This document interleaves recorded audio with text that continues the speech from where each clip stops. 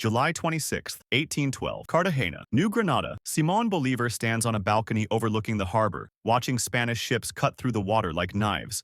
The first Venezuelan republic has collapsed, Caracas has fallen, friends are dead or imprisoned, and at just 29 years old he feels the full weight of failure pressing down on his chest. He has no army, no country, no resources, only an idea that refuses to die.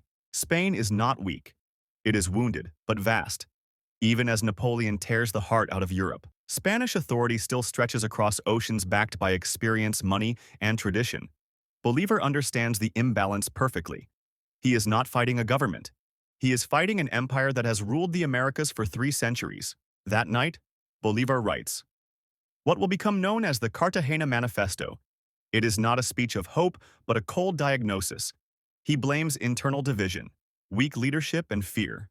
He does not ask for sympathy. He asks for unity. His words circulate quietly among revolutionaries, and something dangerous begins to take shape. Bolívar has learned his first brutal lesson.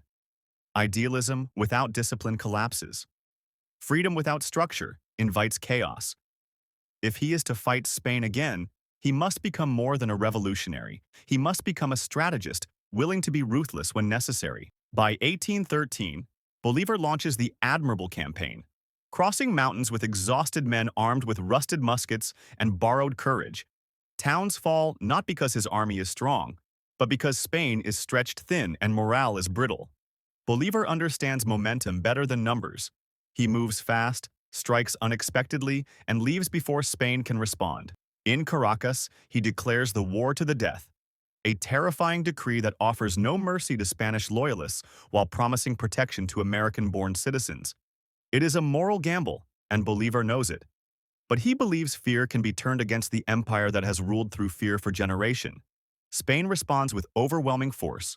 Royalist armies flood the plains led by commanders who understand terrain and brutality. Bolívar is defeated again, forced into exile once more, this time to Jamaica and then Haiti. It is here, nearly broken, that he finds the most unlikely ally. President Alexandre Pétion of Haiti gives Bolívar weapons, ships, and men, asking only one thing in return: the abolition of slavery wherever Bolívar triumphs. Bolívar agrees, knowing this promise will reshape the war and alienate powerful elites. Yet he understands something essential: an empire cannot be defeated by half measures. From 1817 onward, Bolívar wages war with almost nothing. Barefoot soldiers cross flooded plains, horses die of exhaustion, food runs out, men desert. Yet victories begin to stack slowly. Painfully, Bolívar adapts, learning to fight guerrilla style, using geography, climate, and speed. As weapons, Spain controls cities, but Bolívar controls movement. The turning point comes in 1819 when Bolívar leads his army across the Andes during the rainy season, an act considered impossible. Men freeze, starve, and fall from cliffs. Nearly half the army dies before a single battle is fought. But when Bolívar descends into New Granada, the Spanish are unprepared and stunned.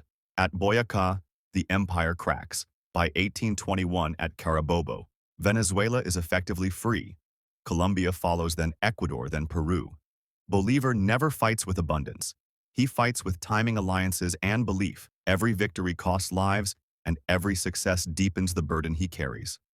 Simón Bolívar does not defeat Spain because he is the strongest. He wins because he refuses to stop after losing everything. Fighting an empire with almost nothing teaches him the hardest truth of all. Freedom is not won by purity but by endurance. And endurance demands sacrifice from everyone, including the man history will later call the liberator.